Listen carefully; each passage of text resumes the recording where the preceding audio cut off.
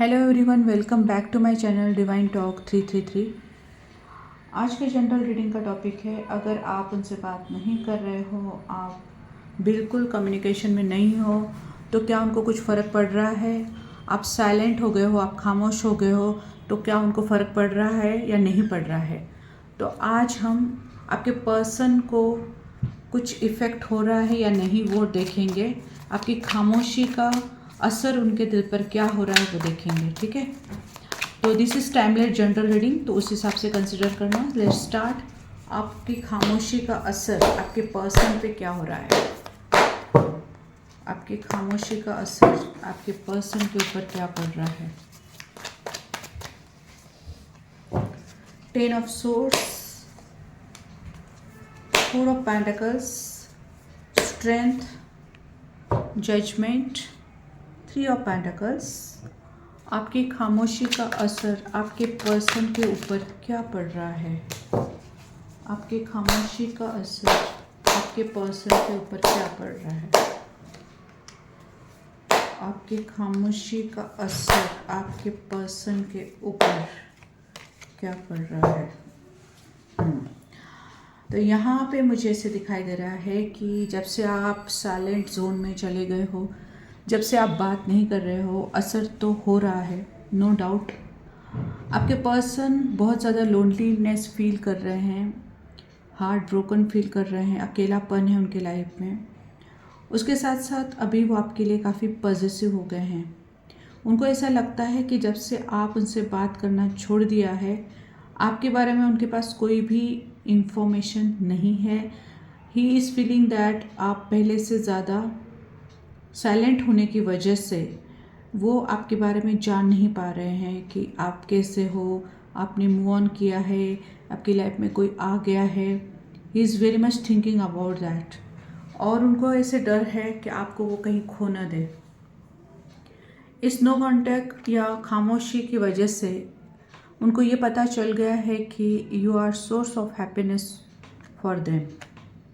वो ये जान गए हैं कि आप बहुत ज़्यादा स्ट्रॉन्ग हो, आपके अंदर इतनी स्ट्रेंथ है कि आप इस चीज़ को अच्छे से मैनेज कर पा रही हैं, बल्कि वही चीज़ उनके लिए बहुत ज़्यादा डिफ़िकल्ट है।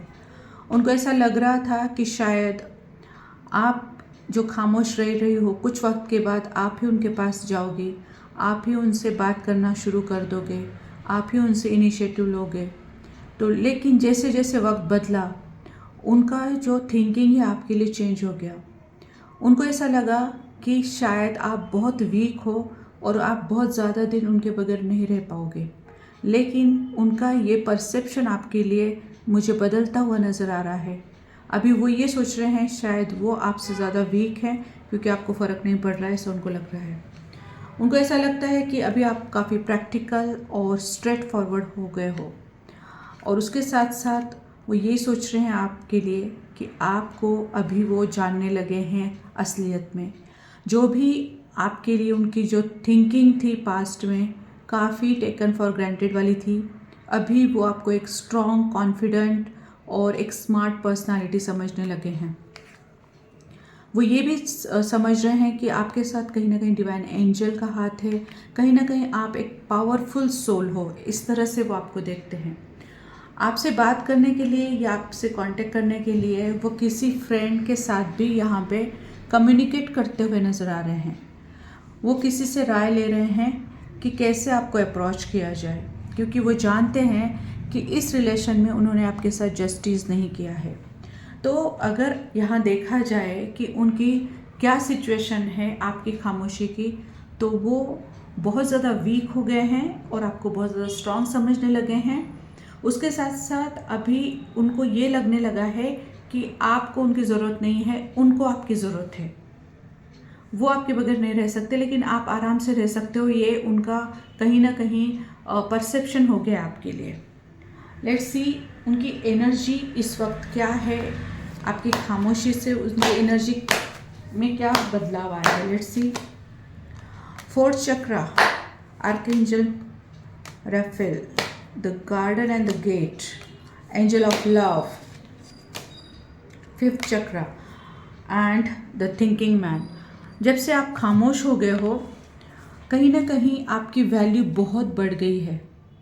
उनको ऐसा लगता है आपको अभी कन्विंस करना इज़ नॉट ईजी टास्क।